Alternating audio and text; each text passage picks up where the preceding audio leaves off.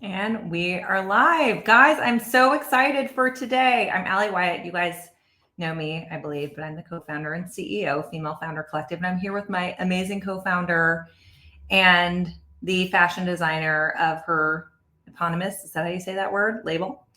And she is in the car, as you can see. So this is an especially special session, but I get to go deep on her background. Allie, Before I I do think you're that, muted. oh, can no one hear me? Okay, hold on.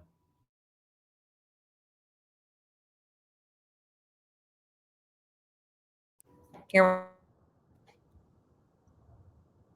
you guys hear me? Okay, we're good. I'm back. So you guys heard none of that. So I'm going to go ahead and start over. Hello again, everyone. I'm Allie Wyatt. I'm super excited about this particular event because I'm here with my co-founder, Rebecca Minkoff. Yeah. She was really the inspiration behind Female Founder Collective. And she is also known for the incredible brand that she has built over the course of, is it 20 years now, Rebecca, that you've been in business? I think it's been 20 years. And we might have just lost her. So just bear with us because she is on the go because she does run two different businesses.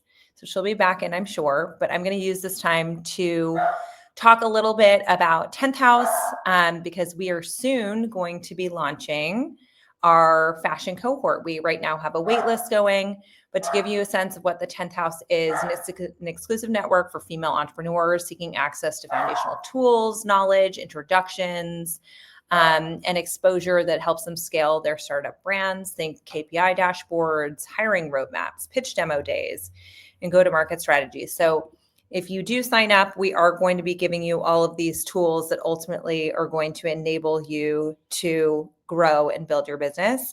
Right now, we are in the process of actually redoing what the 10th house looks like, really focusing on giving you frameworks that you can actually take and apply directly to your business. So very excited about that. Definitely join that wait list. And you'll get full access to leaders and experts within your space. But speaking of, wanted to go back to Rebecca, give you a little background. I mean, I think you guys all know her, but she's best known for her iconic morning after bag, aka the MAB, which is everything her brand is known for today: edgy, feminine, and iconic.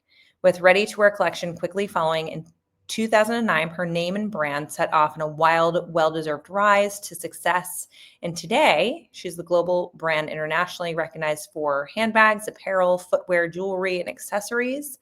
She's also an author, a podcast host, and she's, of course, our co-founder. But I want to go back to the early days. You guys feel free to drop your questions into the chat as well, because we want to hear from you. But Rebecca, the first question is, I think very few people know this, but you started off in a really scrappy way. You had no support. It was just you and your small apartment and your 2 feet that you used to run around New York City and try to bang down doors. Can you talk a little bit about that early part of the journey? Yeah. So when I moved to New York, it was to work for a designer, and it was my dream to be my own designer, but I knew I needed to learn. And when I would get done with my work, this is pre the internet age, guys. So you could actually finish your work. There was like only so much you could do in a day back then. I would get to spend about an hour after I was there for about 3 years working on my own line. And I loved it. I made everything myself. I ran around the garment center, and it was me cutting up and DIYing an I Love New York shirt to go into my collection that debuted on September 10th, 2001, which is what really put me on the map. Obviously, the tragedy that unfolded after that moment, people wanted something to sort of signify their love and support of New York City. So while by no means did I plan that shirt around it, because I had made it and had it as part of the line prior, when I saw that happen and decided to give the proceeds to the Red Cross, I think that that shirt took off like crazy, and that became what I did with my own 2 feet every day for many months, about 9 months to be exact, where I would go down to Canal Street, haggle with the provider of the shirts, run up to the garment center, buy the crystals, bedazzle them, and then send them to the only nascent e-com site that existed, Jill Licata from Raven Style. And at one point I said to her, I was like, I have no money. Like, can you pre-order these things and like give me the advance of cash up front? And she was like, you're really ballsy. But sure, I'll do that. I will be your pre-order vehicle. And then from there, again, it was a different time. I had a friend in PR, and he would call me and say, people at Teen Vogue or InStyle are looking for this. Can you go make it? And that's what I would do. I was literally making garments on the fly. It was like Oh, pre-sale. pre-sale, exactly. Crowdsourcing. He'd say, editors are looking for a mint green dress. Go. And I'd literally go uptown, buy the fabric, design the dress, and then I was able to get myself into magazines that way because I was literally giving the editors exactly what they were looking for. And so it was scrappy and fun and crazy. And when I hired Rebecca, my, did you have any investors at the time? Like, how did you fund this? so I was a stylist on the side, and I would get about $1,000 a day, which was and is That's a lot of money. really good. Yeah. I was lucky enough to meet a director, and commercial styling, not like editorial. Editorial does not pay, but commercial styling had bigger budgets. And so I would take all the profits from my styling minus my rent and my ramen noodles and put it into the business. And then at one point when I was growing, we weren't even that big.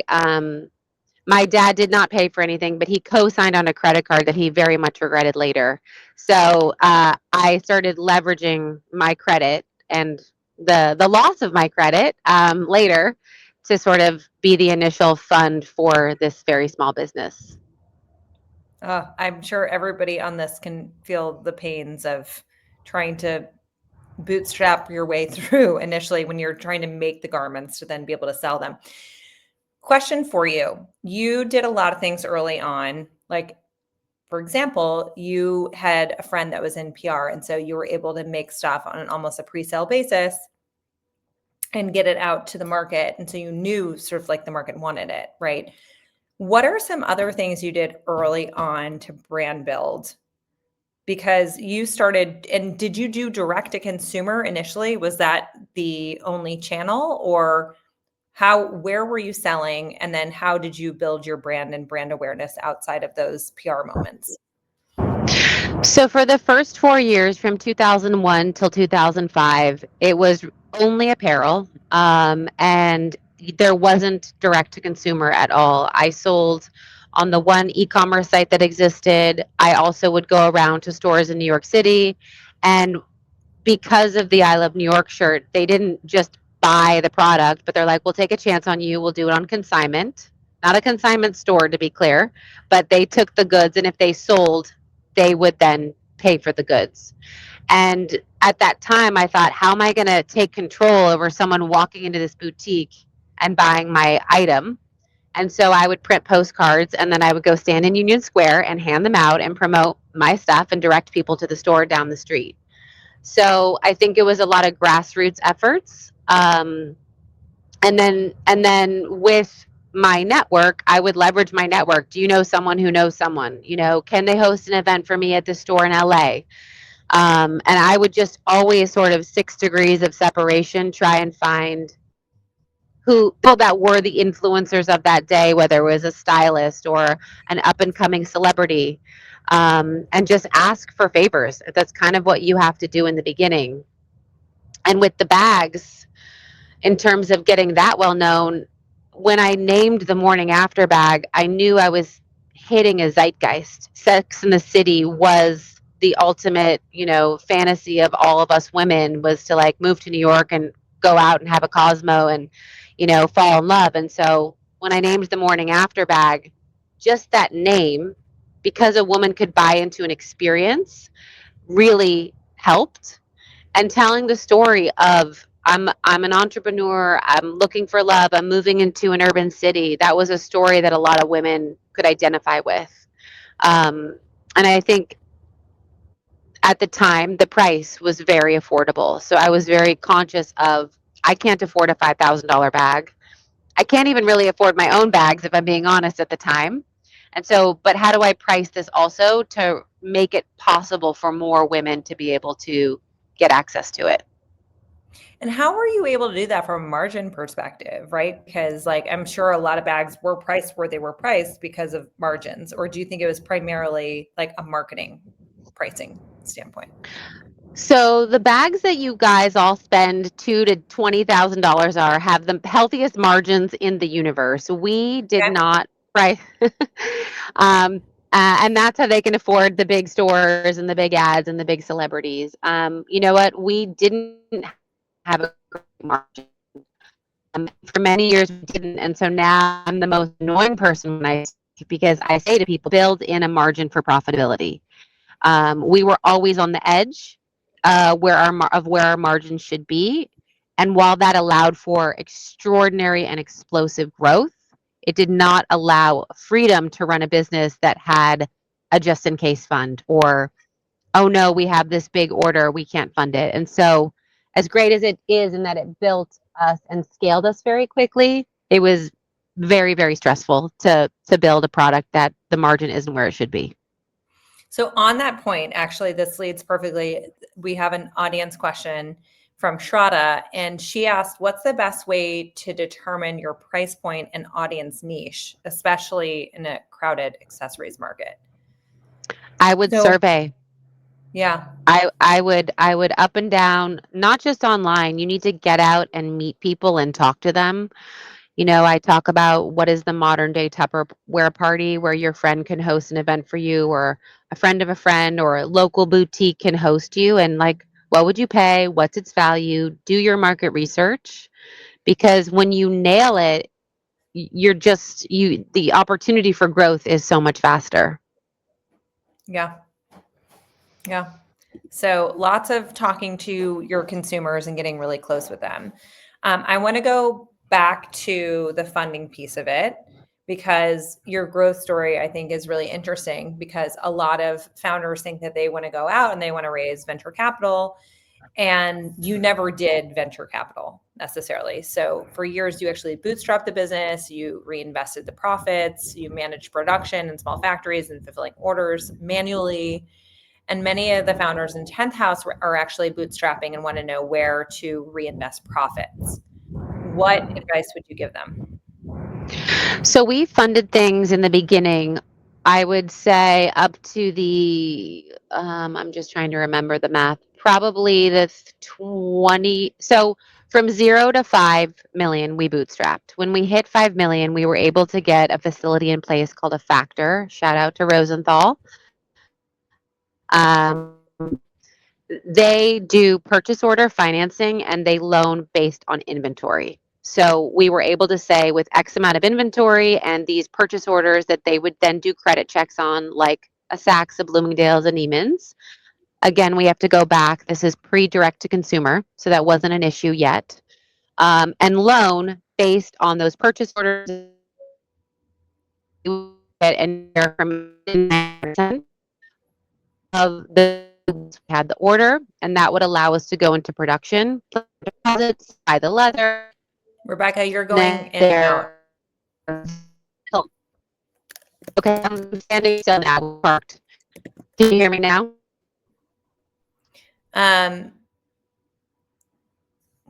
Not good. You're frozen. We stopped. You're frozen. What about now? I'm so sorry, guys. You sound a little underwater. It's a little better. I can hear you right now, but your face is frozen.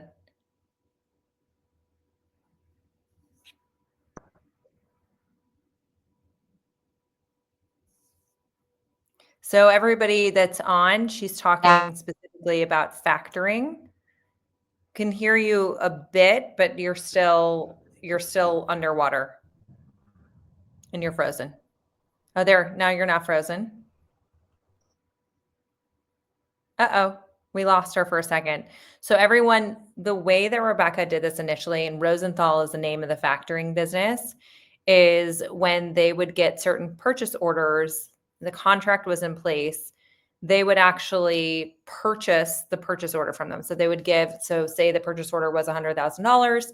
then they would come in and they would give Rebecca Minkoff $100,000 up front so that they could use part of that, but then they would take a percentage of, I believe, all of the upside of whatever sales they did off of that particular contract. And I wanted to note too, Allie, that we are actually going to have a session with Rosenthal. So that is coming up here in the next couple of weeks, which I'm really excited about.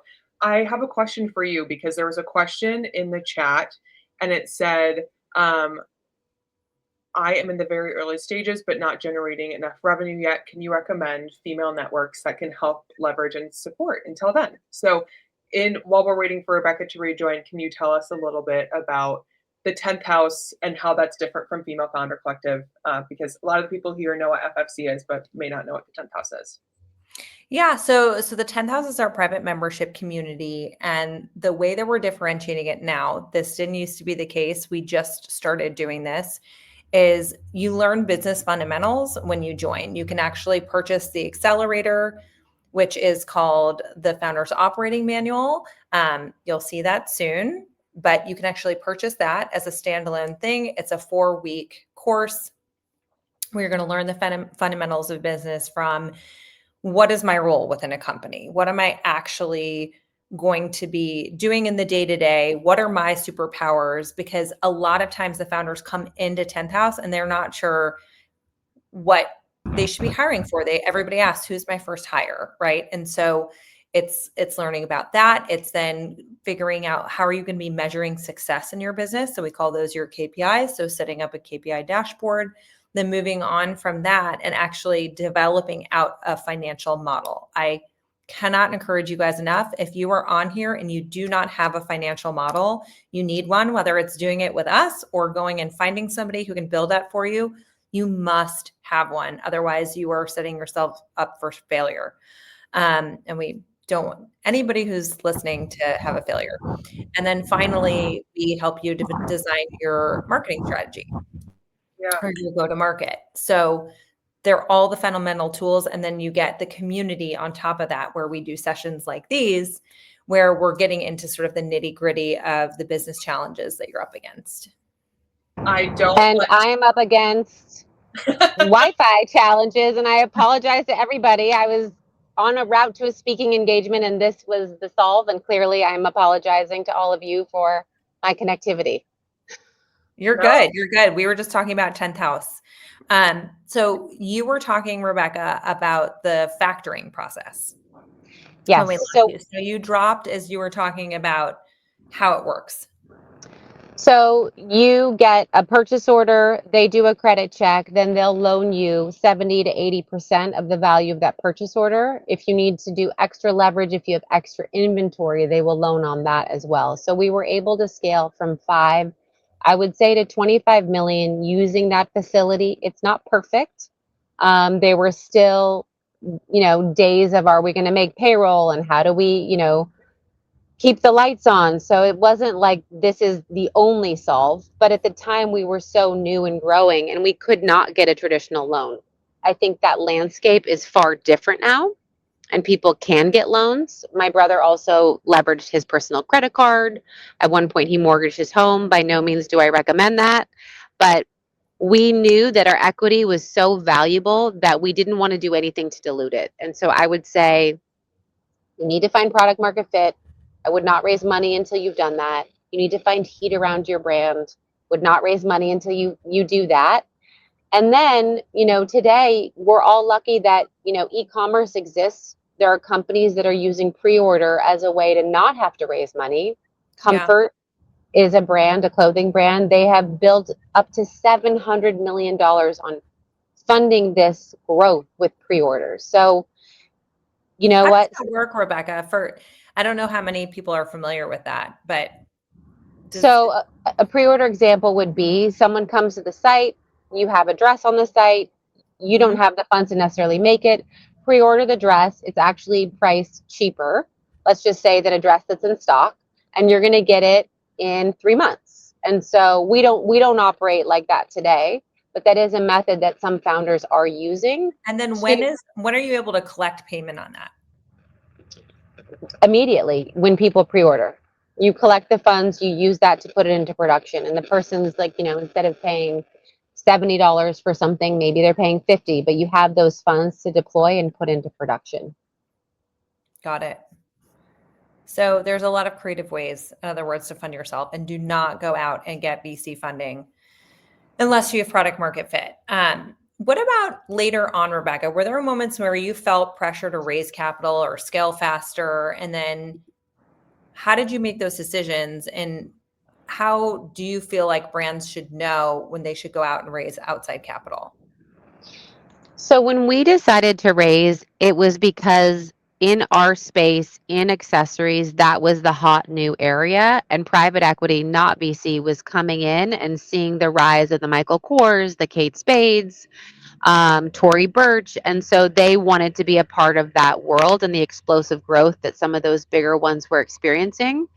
And so we weren't necessarily looking, but when we did sell is because we saw the heat, we saw other transactions happening, and we decided, you know what, if we really want to scale and open brick and mortar, which is very expensive, and add more verticals to this, such as jewelry, shoes, all the other categories to really make this a lifestyle brand, that we needed outside capital. So we sold 26% at the time to a private equity firm.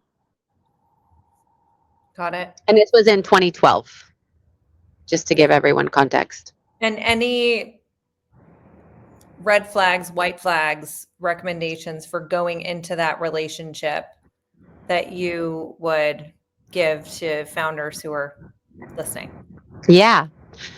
So you are getting more married to these people than any spouse.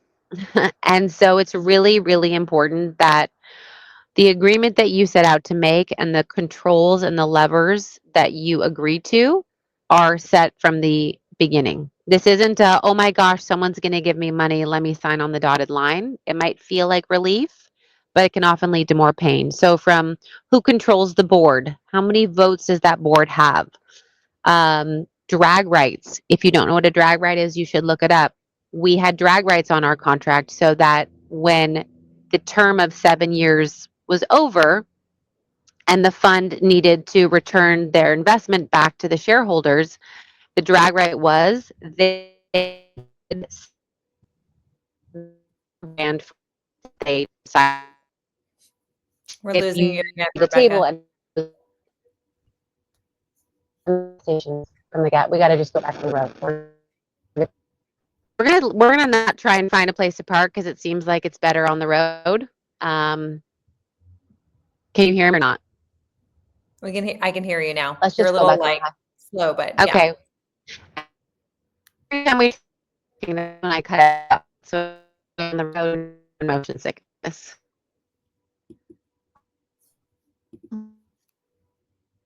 Okay, All right, we can hear you. You're frozen. I can hear you, Allie. We can hear you. Okay, great. You I'm going to hear move me? on to retail strategy because you've basically lived through every retail evolution from wholesale, direct to consumer, store of the future. What is your view right now on what omni-channel should look like in 2025? I think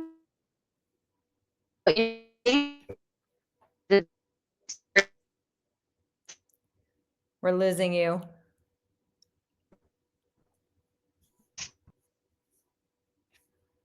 Hello again, everybody.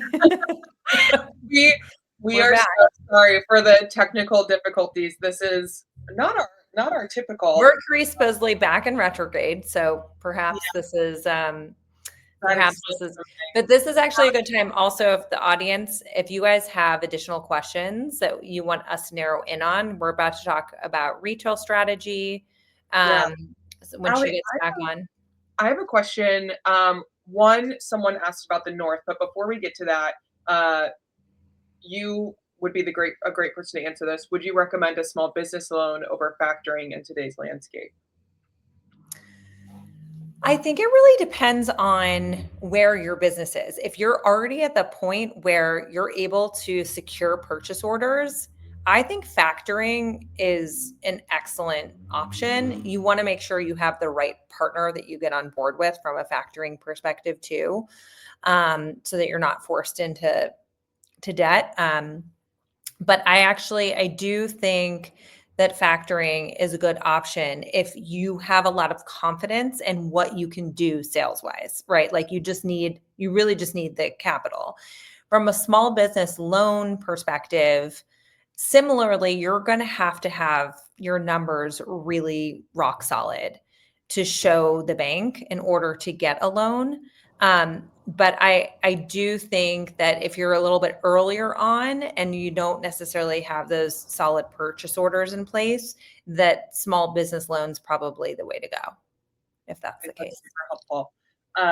We can come back to the North, and maybe that's something that you asked Rebecca about because you are both North advisors. But I'll pass the mic back over to the two of you. So Rebecca, I just asked about 2025 and 2026 retail strategy. Since you've been through so many different evolutions of retail strategy, what is your point of view right now on how brands that are just getting into the market should be thinking about omni-channel, or if they should be focusing on certain channels and not on others?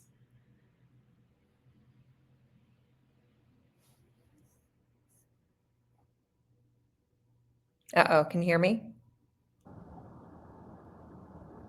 Did you hear that, Rebecca?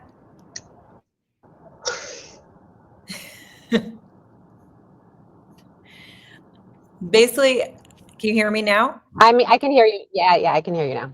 I'm So I was sorry. just asking about Sorry, your everybody. 2025 omni-channel strategy, like what you think as businesses that are entering into this landscape, how should they be thinking about channel strategy for retail? So for us, our omni-channel strategy, we had, and I was mid answering this question when I went out of service, and I'm so apologetic, everybody. We had to shut down our stores during COVID. We learned a lot. They both were, well, 2 out of 3 were hit really hard during a lot of the rioting, and for insurance purposes and staff safety, we had to close them, which was awful. But what we learned is we needed to operate in a much smaller footprint than we ever thought. It actually was ironic that our best performing size was 1,000 square feet with 10 SKUs. So sometimes people think they need Wow. brand spaces, all the bells and whistles. And when we tested a smaller pop up, that's what did the best.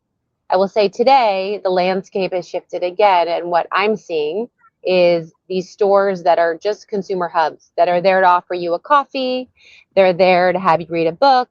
They're experience centers. You might not get a purchase that day. And so I think people are trying to change their metrics for what is success at a store.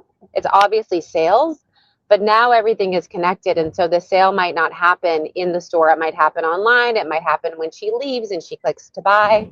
I think Buck Mason, if you're familiar with that, is leveraging that. You know, big library, big coffee shop. Ralph's is doing it for Ralph Lauren with his coffee shop. Coach now has coffee stores. There are some people going on to the matcha craze. So what do you as a brand stand for, and how can you leverage whatever your identity that your customer has as part of that? And sadly, you might be selling more coffee than workout gear, but that consumer is attaching an experience with you that as you get sophisticated reporting and systems, you'll be able to leverage to retarget her. So, you know, what I loved about our store, we called it the store of the future in Soho, is it was heat mapped. So we knew where the customer, you know, in the similar way that on a website, we can tell where you're landing and where you're hovering and where you're staying. We did that within our store. We didn't know, it's not like we were collecting data about you, but we knew where people were stopping, standing longer, picking up a bag at a certain price, putting it back down, and then what would convert. And we also knew with our RFID tags what was being purchased together, what price point threshold, if she's buying a $95 shirt and a $1,200 leather trench, So it also informed us as designers. So all the data that is being gathered from e-com that you might or might not be aware of, we were actually beginning to gather in our stores, which made us so much smarter. And then the world shut down. So c'est la vie. And our goal, if and when we do go back into retail, would be, again, smaller footprints, experiences. We would be doing live events like this that have no power outage issues.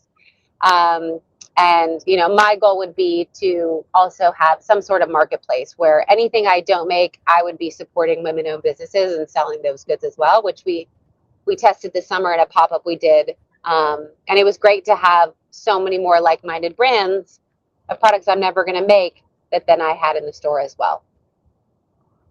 And then Rebecca, how do you decide which channel to really Can dive Avery in? type the question, because I can't hear you and I don't know why? Or maybe you can type the question. Yeah, I'm asking, how do you decide which channel there. should invest I thought I could hear you again. How do you decide which channel you should invest in over others? So how did we decide what channel I should invest in? So I think early on, when we did get that initial investment of the private equity firm, we knew and thought at the time, hindsight's 2020, that we should invest in stores. I think where we made a mistake is we built a very fancy, very expensive store. And I think that we thought it had to be like the Fifth Avenue flagship. And I think looking back, we could have done a beautiful job and not spent money on the build out that really made it hard to recoup those funds from that Soho store that we had. And then what about Amazon? You can keep typing the questions because I don't know why I can't hear you. What about Amazon or TikTok or those types of channels? So today, we do invest in Amazon for ads, promoting the goods that we do have. Our focus on TikTok, we have not done extensive ads, but we do take a percentage, obviously, of all of our sales and invest those into Meta and TikTok. We are really, really, really, I'd say, nerdy about ROAS right now. And so I think that the gentleman managing that is crazy about it. For those listening who don't know, ROAS is return on ad spend. Can you type the question? So next question is, what advice would you give to a founder who is just starting to explore wholesale or retail partnerships for the first time? So the question about advice I'd give to a founder who's exploring wholesale or retail partnerships for the first time. Here's the thing I hear often. Everyone thinks that their business is going to be saved or they're going to become billionaires by going into retail. Today, retail is struggling. You can see if you read the news on any wholesaler. And so I would go into it conservatively and go into markets where you already know your customer is. You already know from your e-commerce data where she lives, where she shops. I would say start in those markets because you have an audience that has an appetite. And don't just say, oh my God, Target wants me in 1,000 stores. Great. Well, how are you going to fund that? What happens if the goods don't move? You're going to be stuck with the inventory and you'll have nowhere to go. So start small. Again, get heat, product market fit. And I would also say that different channels sell very different things. For our wholesale partners, a majority of them, they sell our classics, our meat and potatoes, our bread and butter. And then other websites sell more fashion, or on our site, we'll sell more fashion. So I think you also have to tailor your strategy by channel and by store. And then the last thing I would say is never let a wholesale channel play designer. We went down that road many times where they said, I want this, but in green, or can you put this phrase on your pouches or wallets? And every time we listened to them, we diluted the brand. If it wasn't a right fit and it didn't resonate with the customer. So at the end of the day, you have to trust your gut on who you know your customer to be and really, really, really hold on to that, even if it means dollars, because it's not the right dollars. Because at the end of the day, it's like, I equate it to if you have some big influencer come to your event that has a mostly male following and you're selling women's clothes, like how does that benefit you that they posted? It's the same if it's a wholesaler selling things that you don't stand for, that confuse your customer. And so that would be my advice. On that, I'm moving Skipping on to ahead. I'm When do you know it's time to expand your product offerings versus focusing on your hero products? We're in an era, it's like shiny object syndrome, like what's next, what's new, how do I got to keep expanding. But I think you're seeing a lot of people do less is more. Rode is a great example. I think they have 10 SKUs in their collection. And so again, get one thing good, do it really, really well, survey and test for the next, again, in person and online. We would A/B test a lot of things that you never know we were A/B testing, whether it was price point, where it's located on the website, and get this data. You have a customer who loves giving answers, especially if you have a loyalty or rewards program. So definitely use them to gain insights and make sure it makes sense. Ask yourself, is this wanted, desired, and does it make sense with my brand? And then the next question, you've been part of the next one is from Allie, or I guess Allie's asking for everybody. I've been part of many great collaborations and partnerships over the years. Can you discuss the impact of collaborations and how smaller brands should go about forming these impactful partnerships? Yes. So collaborations won't always yield sales. Some cases, they're phenomenal. So I would say last year we did a partnership with Wicked, the movie. I had really high hopes that we would sell out, and we did, but that is sometimes not the purpose of these things, is to make a lot of money. It's brand awareness. It's being equated with another brand that you want to be connected to. And so I think, again, when you're assessing these things, it's really, really good to know what you are like. What's the goal? Is it brand awareness? Is it sales? Is it both? And just make sure that both partners actually come to the table with equal deliverables, or if it's not equal, what is the benefit of that? I'll let you ask the question, Allie. Sorry. This one's actually an audience question from Connie Tang. I'm putting it in 1 second. How do you vet opportunities to diversify your business, whether that's collaborations, partnerships, new product categories, without diluting your brand?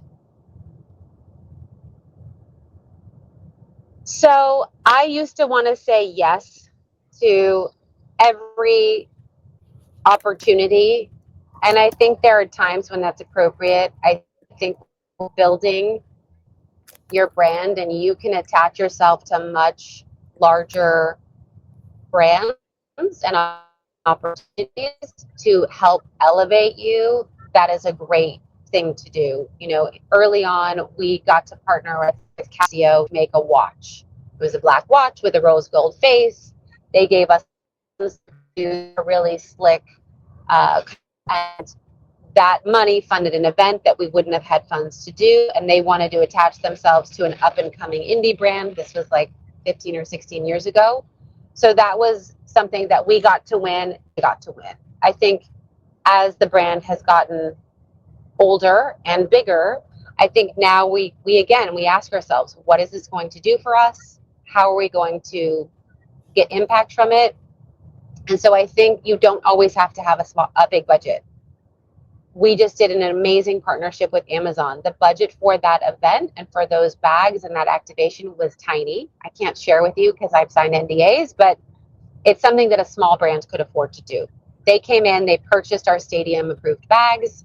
We did a big event at the Barclays Center. We had influencers come to launch it. And then because of that, other sports partners have come in and almost bought out the rest of the inventory that we had. And so I think, we did that for 5 figures, on the small end of 5 figures. And so I think it's about really being creative, being scrappy, And again, finding those like-minded brands and partners. I guarantee you, if you go into 10th House and you see all the other amazing companies we have, there are plenty of people to collaborate with in ways that you can get really creative. And just because I'm a run-on sentence right now, it might seem off that we would have partnered with a bank. Morgan Stanley, we did a huge collaboration with them because they wanted to provide their bankers with a beautiful bag that would be the symbol for women in wealth. And so we did an amazing collaboration. They purchased bags. We got a fashion show out of it. And it was an interesting synergy. But when you can get creative about how you partner, that's, I think, where the real fun unlocks. And the press is always looking for something new and interesting. And so don't be afraid to try new things. And then, can you hear me? I still can't hear you, so Avery has to type the question. Basically, I'm asking her if she were to create a new product launch playbook for brands with small budgets, what are the 3 to 4 must-haves, especially on social media? So, a new product launch playbook. Wow. For social media. Especially on social Is that media. the one you're asking? For social media? That's a really tough question. Again, are you launching this to have sales or awareness or both? I think if you want sales, the people and influencers you partner with are very, very different from the creators who give you like brand affinity and brand awareness. So that's a fork in the road you need to assess very early on. There's a website, whether it's LTK or ShopMy, where you can see a lot of the analytics of the people you are potentially going to partner with, their click rate, how often someone buys from when they post. And that's very valuable information to have when you are going to pay someone or partner with them. I also think these creators are more amenable today than instead of a large fee, they get a cut of everything sold. They're also more incentivized. So I would start by, again, assessing brand awareness, or do you want, a lot of sales? And then you can't just show up once and have one event and be like, yay, we did it. It's out in the world. Justin Bieber just launched his new album, and I think I read he posted 90 times over the course of several days because no one is seeing anything in anyone's feeds anymore. So you can't just depend on social. Do you do guerrilla marketing? There's a very affordable resource in New York, and we'll send it around if you sign up for 10,000. There's a very affordable way to do the street graffiti, to do the posters. You can geo-target in many cases where and what neighborhoods you want that also are aligned to who your customer is. Do you have that launch with a social media launch with a small, paid ads budget around it? We just learned from Taylor, who founded Cakes, like she doesn't do any paid ads unless it organically performs. So I think you have to really be 360 about it. Again, not all of this costs a lot of money. Substack is an amazing place for fashion right now. If you can get certain Substackers to write about your product and link to it. And I think that that's the wild west of opportunity. If you can, there was an article about the brand High Sport. They got a couple of very key individuals who talked about it in Substack, and it blew up the brand. So you never know where it's going to hit. But for me, it's sort of like, how many of these things can we do at once? That was a long answer. I'm sorry. Okay. No, it's not long. But it's dynamic, right? Like, I think it's very challenging right now when you think about marketing, all the different pieces, and people are spread very thin. So I think that was really helpful to summarize. But Rebecca, we're going to let you go to your speaking engagement. We so appreciate I feel like every time I even have these conversations with you, it's a crash course in building a business and doing it in a bootstrapped and scrappy way. I don't know if you can hear any of what I'm saying, so just keep smiling. And I wanted to remind you all to definitely sign up for the wait list for 10th House. And then the North is actually our expert advisory marketplace. So what does that mean? You can come on and you can find a variety of different individuals who have different skill sets, different expertise. These are all people that Rebecca or I or Avery have vetted that we know have great skill sets, and the people that have worked with them have spoken to what they've been able to do in terms of transformation of their businesses. So if you want to book directly with those people, skip the line. This was something that I desperately wish that I had when I was building businesses, because you constantly need experts and you don't know who is credible or not. So this is a really great place to find them. But we are super excited to have had you guys here. We will actually create a downloadable resource for this session, so you guys all have it to reference back to. So stay tuned for that. And thank you all for joining, and have a great rest of the day. Thank you so much. I apologize for my horrific service, and I owe everyone a redo. So I'm happy to come back as soon as we want to redo it with stable internet connection. All right. Thanks, everyone. All good, Rebecca. Bye.